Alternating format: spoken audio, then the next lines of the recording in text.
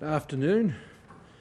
I'm joined by a well-rested Chief Medical Officer. It's great to have you back, and thank you to Dr. Kidd for the great work he did as Acting Officer in your stead. National Cabinet has met today. We're pleased to receive an update from Premier McGowan regarding the bushfire situation in Western Australia. We're hopeful of a better day today, but obviously this is subject to events.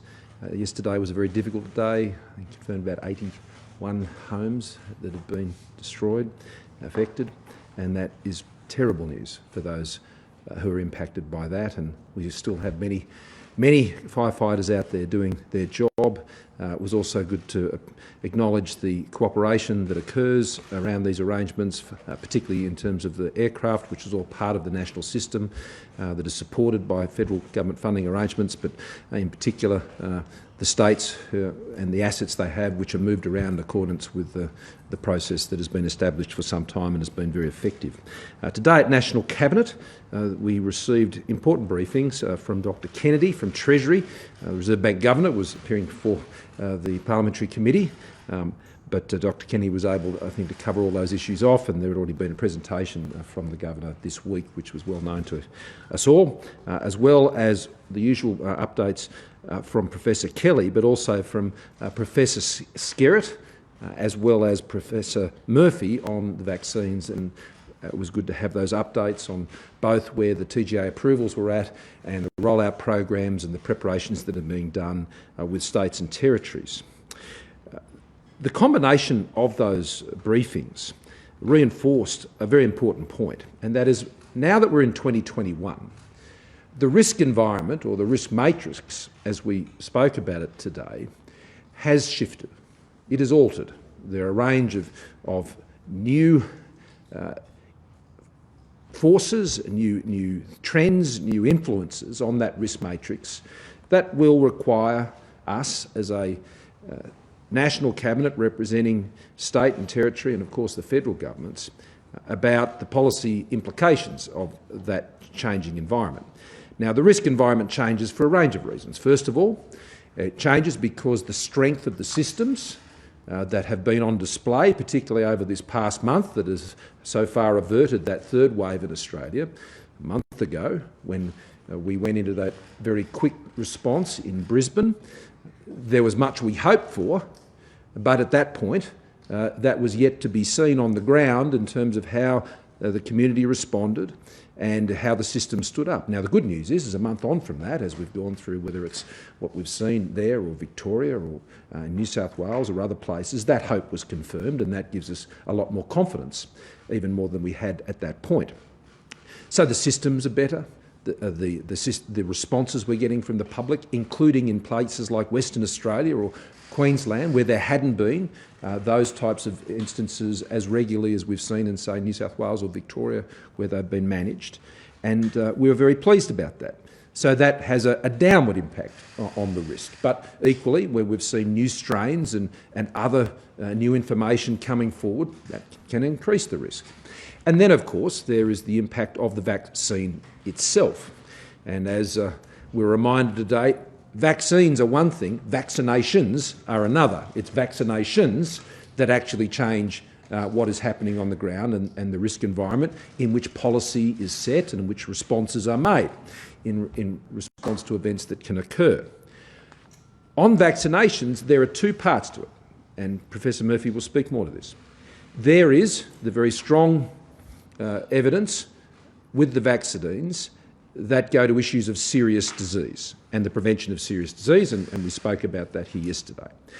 Then there is the issues of a vaccination providing support to prevent transmission of the virus.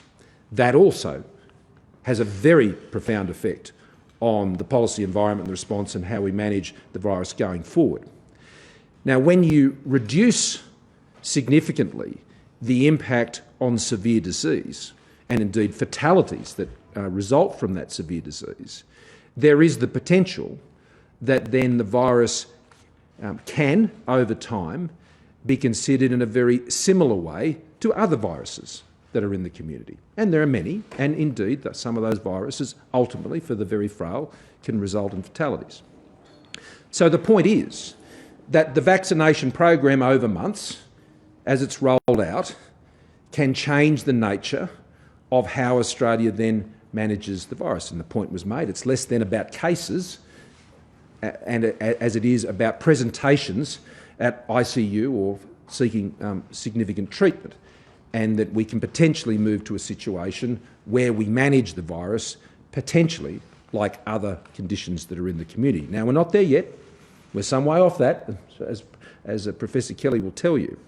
But that risk environment is what we now, as leaders of governments, need to define, understand, and ensure that our responses to things that occur are proportionate, as we saw with the Victorian response just the other night. Some modest changes for a brief period of time. As we saw when there were situations in the northern beaches of New South Wales, Queensland did not shut that border completely to New South Wales.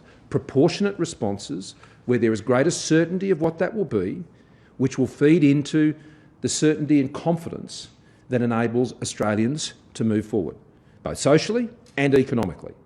And this ties in very importantly to what Dr. Kennedy was saying. The significant measures that have been put in place, particularly by the Commonwealth Government, which is the overwhelming lion's share, backed up by supplementary measures from the states of economic supports, they will all be more effective in a policy environment that creates greater certainty. And that is understood by Premiers, Chief Ministers and I. And as a result, we've tasked Secretary Gaetjens to work with the Directors General of all the other Premiers and Chief Ministers' governments to report back to us as soon as possible, having considered the various options and implications of this changed risk environment and what the implications of that can be for policy settings and responses and over what time. Now, they will draw, no doubt, on the expert advice of the AHPPC and Professor Skerritt and Professor Murphy to help inform what those options can be. But equally, they will draw, I'm sure, on their own economic experts at a state level as well as here at a federal level to best understand how that can impact on logistics and how markets operate and how the employment sector can continue to grow and what maximises the least disruption to that. So I think that was a very important conversation for us to have today. It's changing. We're going to better understand that change, and that can have changes for the way, positively, how we manage this pandemic going ahead into the future. The other matters considered today, it was agreed once again that the return of Australian residents is the priority in terms of arrivals to Australia. We must remember that our borders are actually shut. No one can just come to Australia.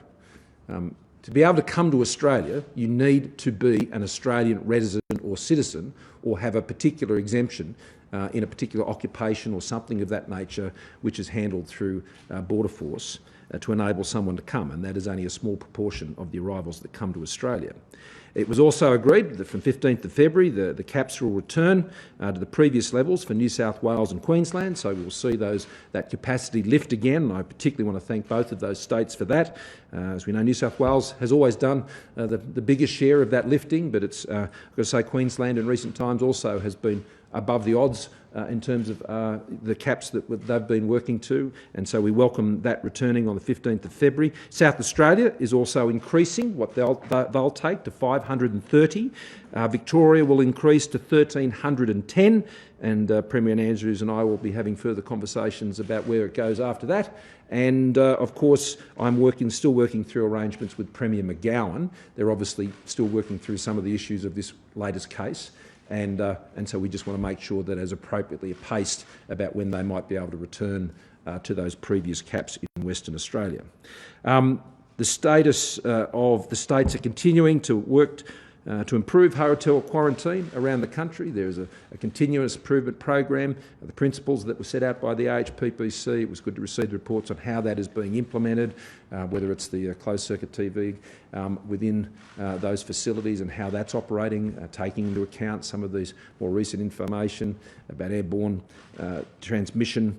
And Professor Kelly, I'm sure, can respond to that if you have any questions on that. But hotel quarantine is the primary and remains the primary system for running quarantine in this country.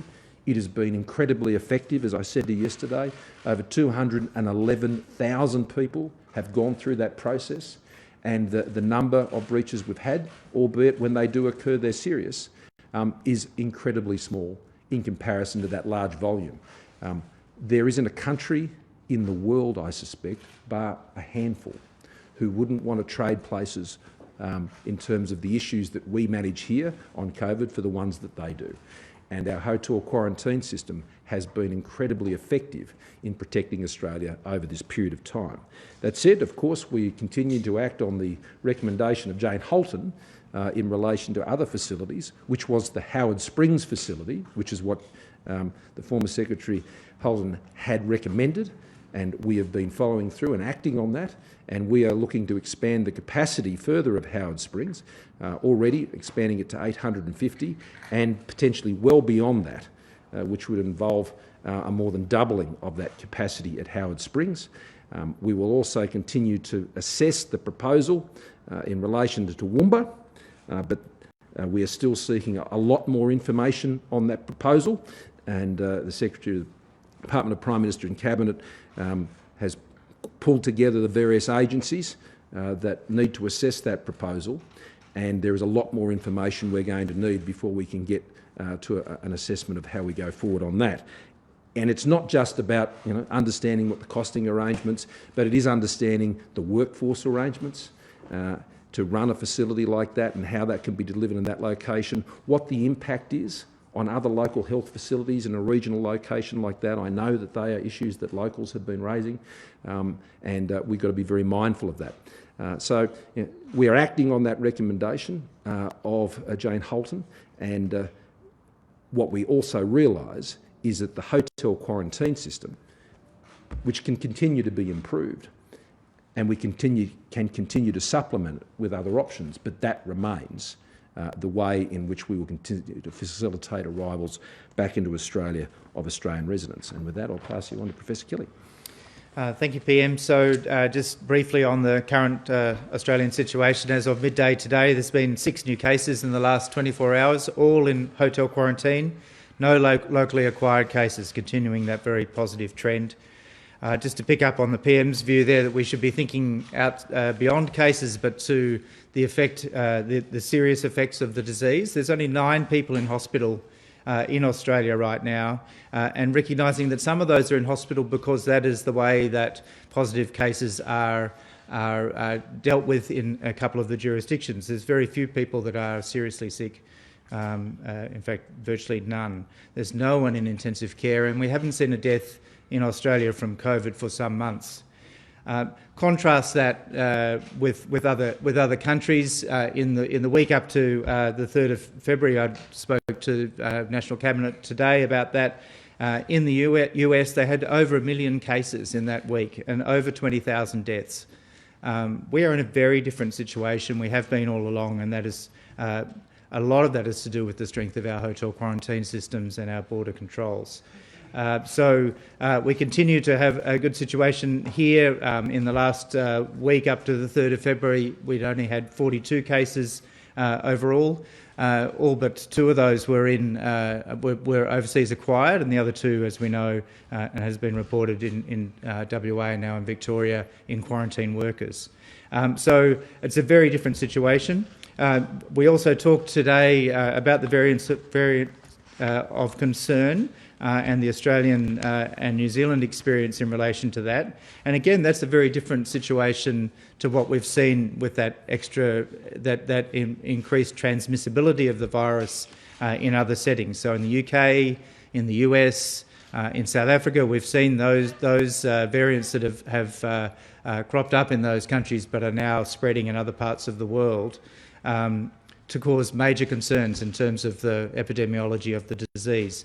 Here in Australia, we've had cases, not of the Brazilian strain yet, but certainly the South African originating strain 1B1.351. We've had 15 cases of that. We've had 76 cases of the UK strain B117. Both of those are more transmissible. We've had only two of those cases out of that entire group have been in the community. They've both been in quarantine workers. So up to the 3rd of January. And then there's one extra one now.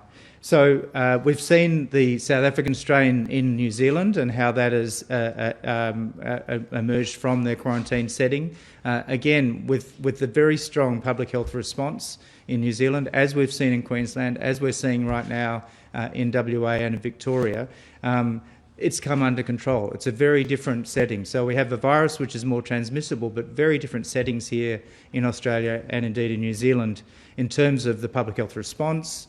Other responses, as we've seen in different states, have been slightly different, but that public health response has been important, and the response of the community. So we've seen, again, in WA, who haven't seen cases for many, many months, when the community has been asked to wear masks, they wear masks.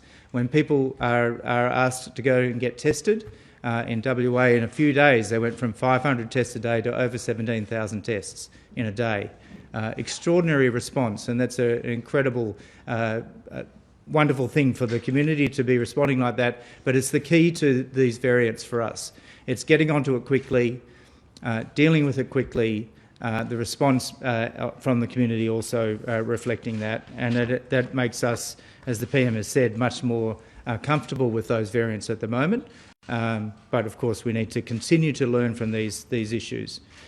Quarantine, as the PM has mentioned, we discussed. There is absolutely a need to continually improve the quality of our quarantine. It is already really top class. We've seen only a small number of incursions from quarantine, and we need to understand these are complex systems with humans, and there is always an opportunity or a chance of human error. There's also chance issues like two doors opening across a corridor, as has seemed to have occurred in the Victorian situation. So we do need to continue to look at these things. At the National Cabinet, I think it was a month ago, it might have been earlier, a set of general principles were agreed. We can look at those again to make sure that all of those things are being done. But that the system has worked very effectively up to now and continues to work very effectively. And it's a range of matters, not only the variants of concern, but the way people move, the way people are working within those environments, and a range of measures that can be done to continually improve that. And we're absolutely going to do that and give our health advice from our HPPC into this new group that the PM has mentioned. Prime Minister, I was listening carefully to what you were saying about Stephen Kennedy, and it's a bit unclear as to what you've actually asked him to do. What is the problem that you've asked him to solve? I've asked Bill Gates. Sorry, he was chairing a group looking into the DGs, wasn't he? No. Okay. Oh, sorry, it was wrong fella. What's the problem you're trying to solve? Talking to the various DGs. What I've asked Secretary Gates to do is to lead a process with the Directors General of all the state and territory governments to advise us on how the risk environment has changed in relation to the management of the pandemic, taking into account all the factors I've mentioned, the new strains that are emerging, the improvements that have been made in how things are managed both on a testing, tracing and quarantine system improvement and public response, and thirdly, the impact of the vaccines on the risk environment, and to advise us how we can have any change to the policy settings of the response to how we manage the pandemic. Now that can include any number of things. That can potentially, over many months, can include how we respond to a breakout of a case. Now, right now, a breakout of a case has a particular context. 3 months from now, when vaccinations are occurring, where there is a downward pressure on the risk of serious illness, then the risk is different. And so it is about trying to recalibrate. I'm asking them to advise us how we recalibrate the risk settings on what our responses are. Is it the impulse to close borders that you want to better manage?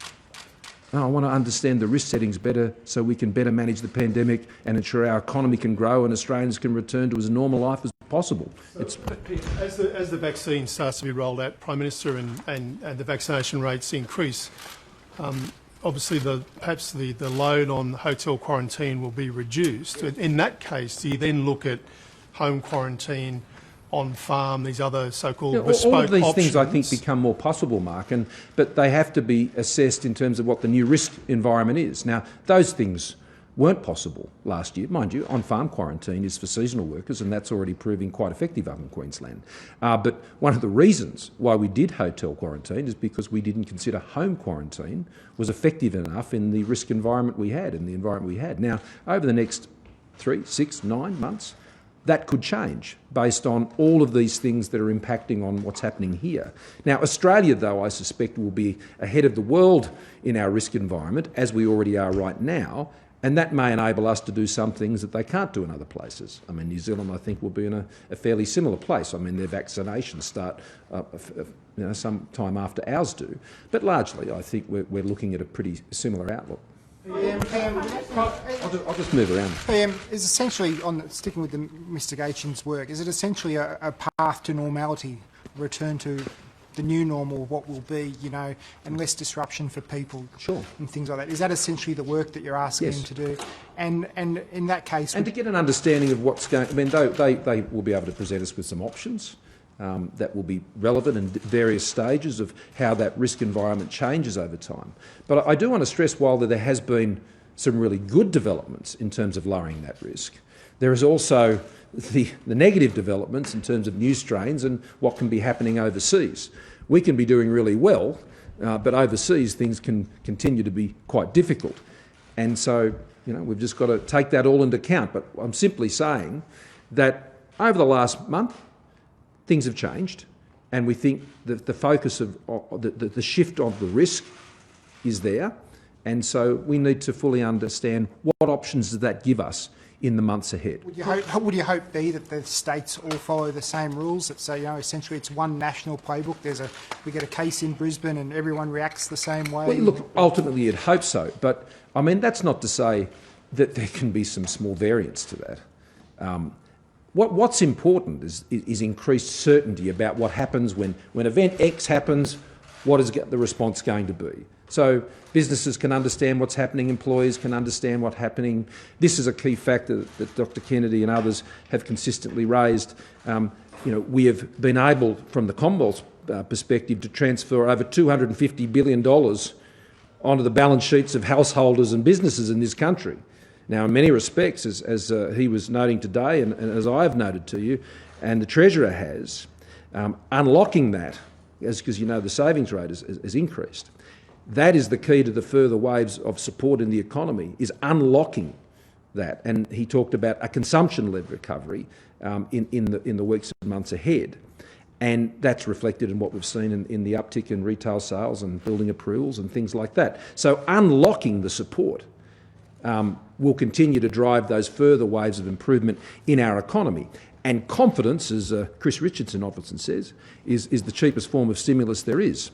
And you can improve that confidence, I think, with greater certainty about responses. Prime Minister, you mentioned before that Australia could do things differently that other countries might not be able to do under this risk environment. What are some of those examples? What do you want to see, in your vision, happen to Australia once the vaccine rolls? It's too soon for that, and it's not right for me to speculate.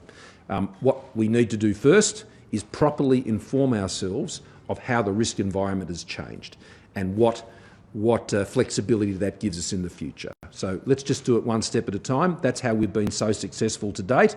We don't get ahead of ourselves. We don't speculate. We don't lead people on. We don't raise their hopes unnecessarily. What we do is do the work, and that's what's going to happen now on what is a new phase we've already entered. Prime Minister, Australia has fairly well-developed plans to roll out vaccines across the region, but there are also other countries, particularly China, which are seeking to get their vaccines into places like Papua New Guinea, the Solomon Islands and so forth. What would you say about our approach compared to those of other countries in terms of actually getting those vaccines out into the community? And also, what do you make of a proposal by a Chinese company to build a large megacity across the Torres Strait? I'll make 2 points. What we're doing in the Pacific is we're not competing with anyone. We're just trying to help our Pacific family as best as we possibly can. When I told them this week that we'd be spending $200 million across the Pacific to support their vaccination rollout and programs, and as you know, we've been able to secure 150 million doses, which puts us in a very strong position off our own resource to be able to support those vaccinations, not just in the Southwest Pacific, but also across Southeast Asia, where we're investing about $300 million or thereabouts to support that program. One of the things that the Pacific family said to me of leaders was the great respect they have for our Therapeutic Goods Administration. And what I have said is I want to make sure that particularly in the Pacific and developing countries of our region, that they get the best dose. They get a dose in Indonesia, would be my preference, in Papua New Guinea, in Samoa or any of these places, which is as good as the dose that my kids will get, or I'll get, or my family will get. That's very important. And they trust Australia's approval processes and regulation processes. So I think that creates a natural preference in those countries, that if our TGA is given it the tick, then they're feeling a lot more confident about the jab. And I think that's a credit to our TGA. Look, on the other matter, I think that's very speculative at this point. I have a very close relationship with Prime Minister Marape, as I have with previous Prime Ministers in Papua New Guinea. We regularly discuss the various pressures in our region, and I think we're very much on the same page about those issues. I know that Chinese companies are sort of going out there and trying this sort of thing. I'm not surprised by it, but I think at this stage it would be best to file it under speculation. Prime Minister. Yeah. So when the vaccine's rolled out widely by later this year, will our risk tolerance need to inevitably increase so that, for example, the goal of 0 daily cases or putting entire cities of millions of people down into lockdown from a handful of cases will not necessarily be sustainable? We'll need to learn to live with this virus. I don't know if I'd quite describe it that way. What I'm saying is that the risk environment is reducing.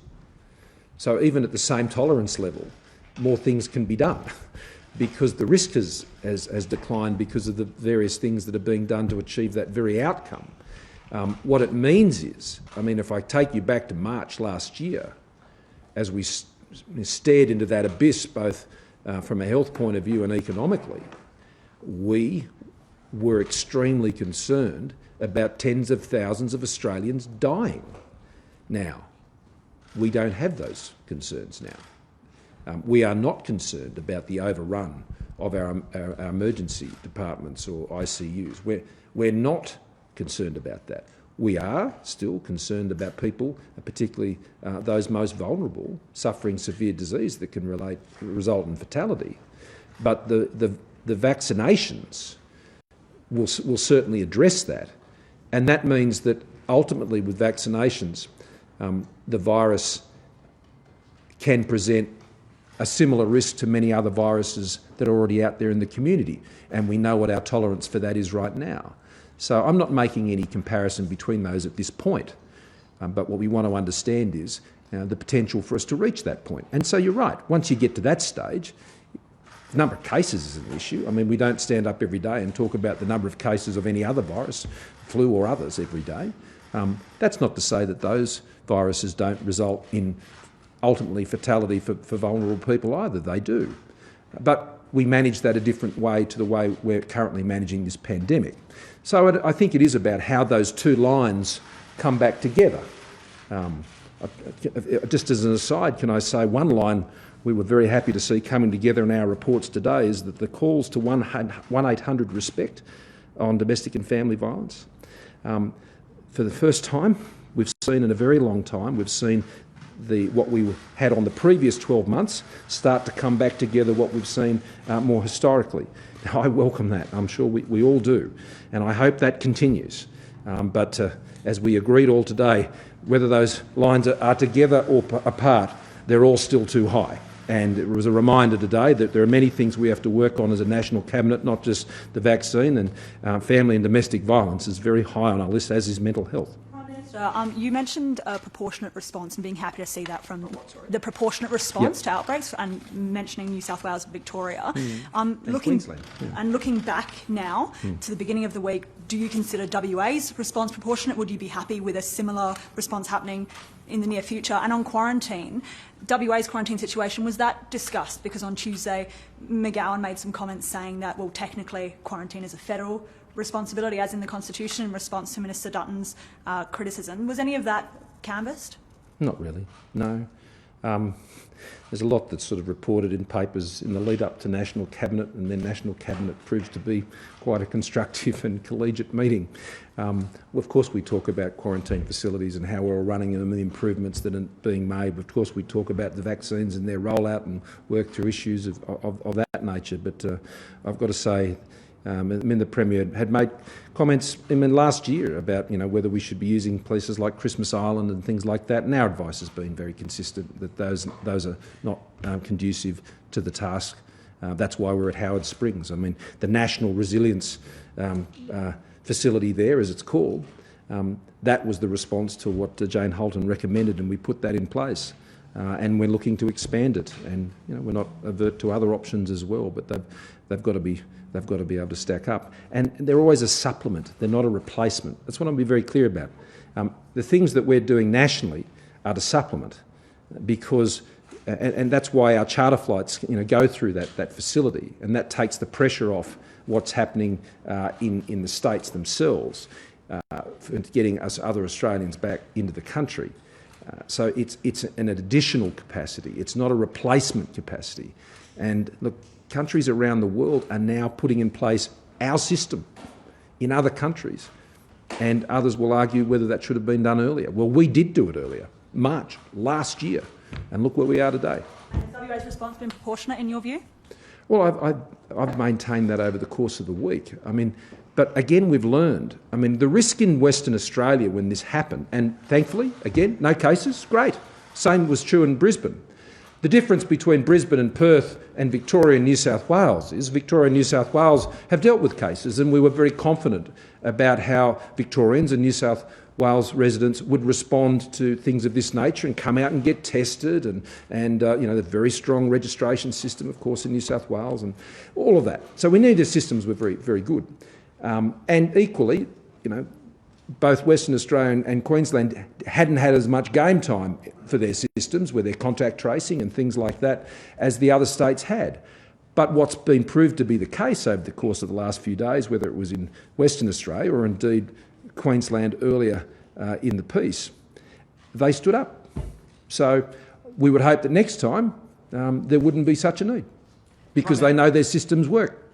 Prime Minister, we've seen the Vice-Chancellor of the University of the South Pacific in Fiji essentially detained and then deported as well. This is an institution which has been described as a pillar of the Pacific. It's also an institution that you've spoken at, and it's also one that Australia's poured a substantial amount of money in over time. Has Australia expressed any concerns to the government of Fiji about this action? What were the nature of the concerns expressed, if they were? And do you view it as a blow to Pacific regionalism? Look, there have been a number of issues in relation to the University of South Pacific which have been the topic of much discussion amongst Pacific leaders and Pacific countries. I'm not going to say anything here that would seek to add to or seek to complicate that. We'll continue to work through those issues through the normal diplomatic channels. Minister, this week you drew a line in the sand with Craig Kelly's comments. Liberal Senator Jared Rennick says he's unsure if he'll get the vaccine because he's too young to get sick. Do those comments undermine the government's efforts to get Australians vaccinated? And can you explain what the threshold is for free speech on this issue? Well, I think I can best answer that question, that the comments that you've attributed to Senator Rennick, he has advised me this morning that that's not what he said. So there's not much more I can say about that, given the premise of the question Senator Rennick disputes.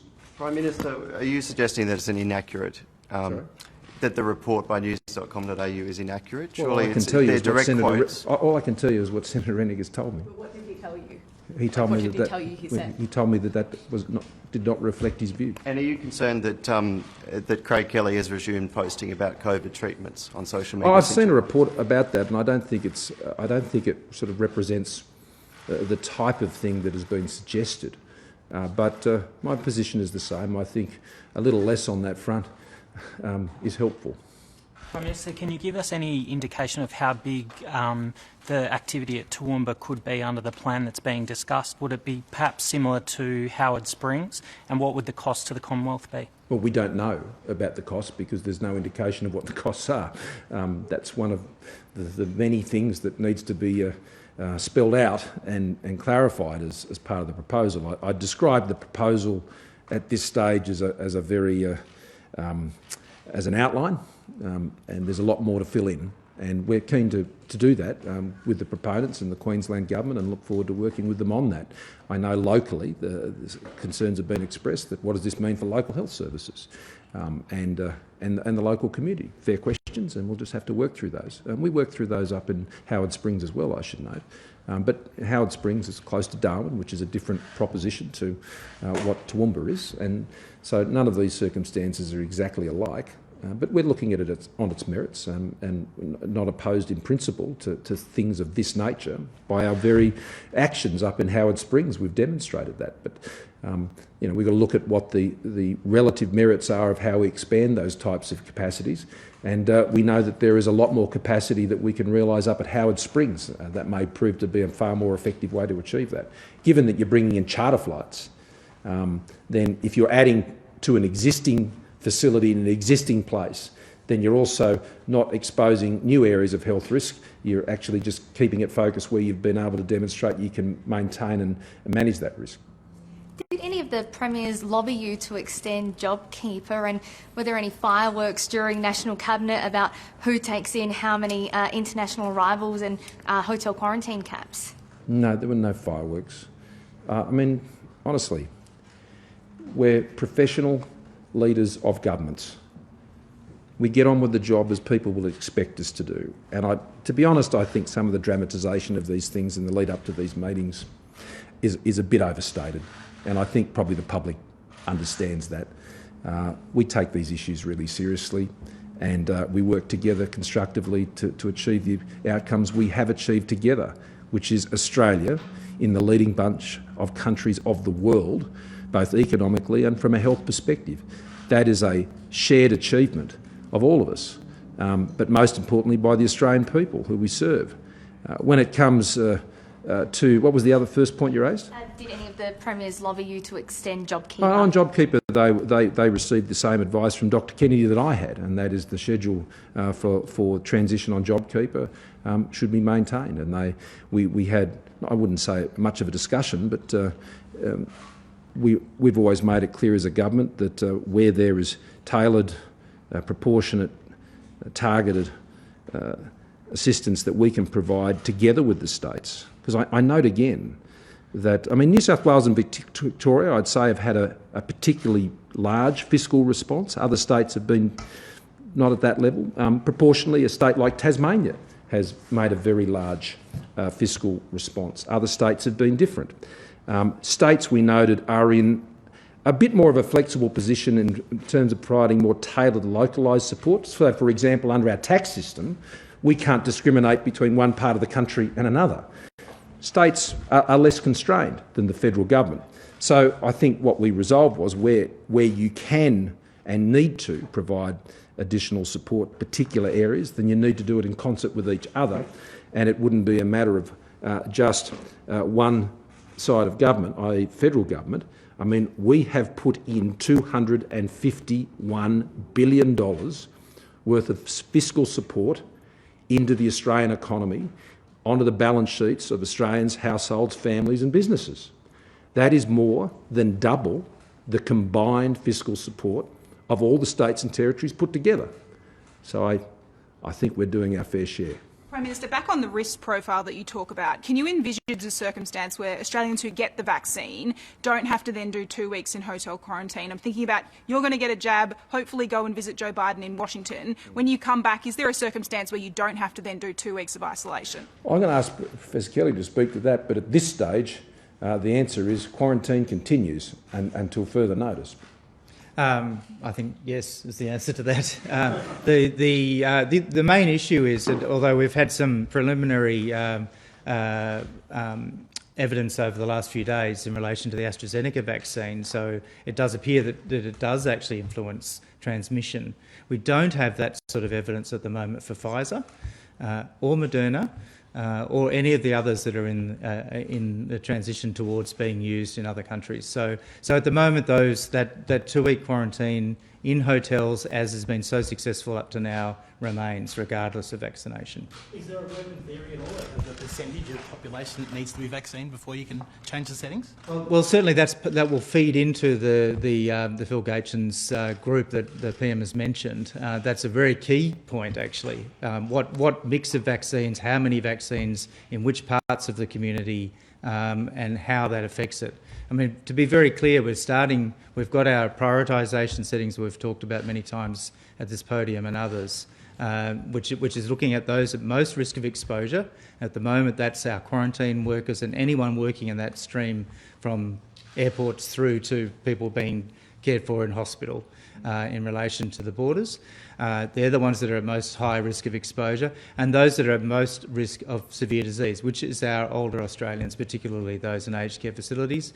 Healthcare workers as well are in that set. So that's our number one priority. We'll start with those, and that will really change that conversation about if we're looking to mainly make sure that people aren't getting severe disease, mainly not dying from COVID-19. That changes a whole range of things, and that's where this committee will be really important.